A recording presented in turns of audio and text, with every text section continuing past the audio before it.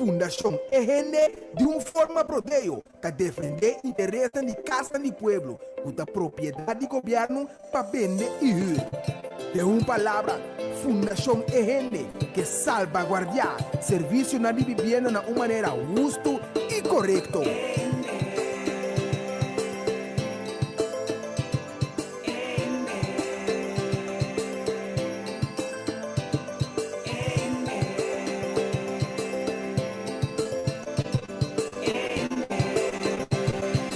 Sintonizar para também estar bom informado. Turja razão, de 7 horas para 8 horas da noite, aqui na boa emissora Rádio Delta 92.7. Um programa produzido pela Fundação EGN, com diferentes invitados.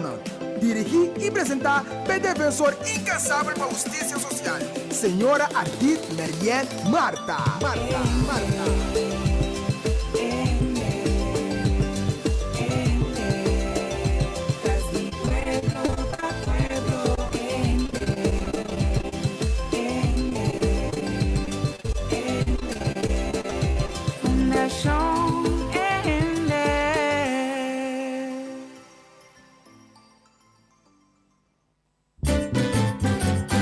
Promecus solo sali, nos portata abri,